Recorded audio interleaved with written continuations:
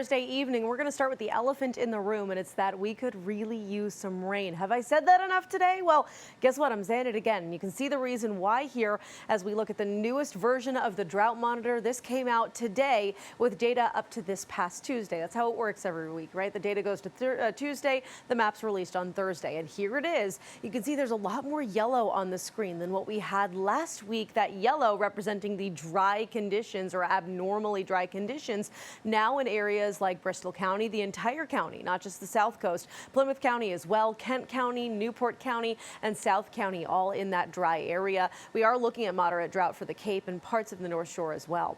Right now, we do have a thunderstorm, though, moving off the North Shore, and that's something we're keeping an eye on, as it's not just this one storm, but there's actually a cold front draped across southern New England. That front's getting a little bit of a move on after some time being stagnant, and it could bring us a shower or two, perhaps a thunderstorm as well. Higher chances are a little bit further south for areas of, let's say, the South Coast, for example, even parts of Newport County and perhaps parts of South County. Let me show you here on Futurecast as this cell continues to move onward.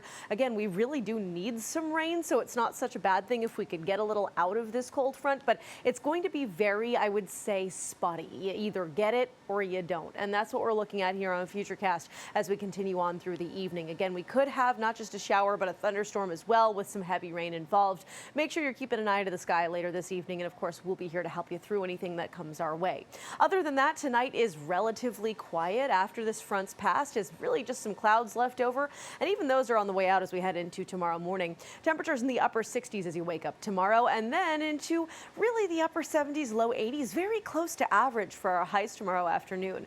I've just got to say this, as much as we definitely could use a couple drips and drops, we have some gorgeous weather ahead for the sake of your plans, tomorrow being one of those days. 83 in Providence tomorrow, 80 for Newport, 80 for Smithfield, 81 for the high in New Bedford, and 79 as we look to Taunton. Great day for the beach if you happen to take the day off. Temperature is going to be in the low 80s and upper 70s along the coastline. Waves 2 to 3 feet, a nice breeze out of the northeast keeping us comfortable along the shore there, and just a great day to be outside. But if you can't do that tomorrow, we'll just wait till the weekend. It looks fantastic both Saturday and Sunday. A little different flavor on each days. Saturday looking a little drier in terms of the humidity, I mean. Temperatures in the low 80s and upper 70s once again. Beautiful sunshine. A little more humid on Sunday, a little warmer as well with temperatures in the mid and upper 80s. And as a cold front comes in, we could have a late afternoon or evening shower or thunderstorm. But again, things are looking really spotty, and I don't think your day plans are going to get ruined. It's really just in the evening and at night that we could have any issue with rain. Even that's pretty slim.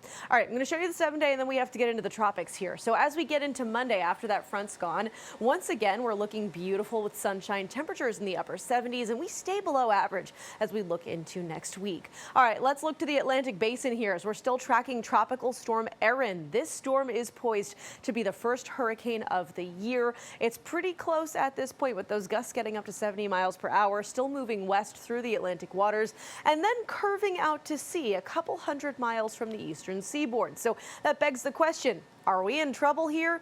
No, we're looking okay. This storm looks like it's boomeranging offshore by a couple hundred miles, but it is still a powerful storm, right? So what I think is going to happen at this point is here in New England, we are looking at some rough surf and rip currents as we get into the middle of the coming week. So Wednesday, Thursday, and even Friday possible.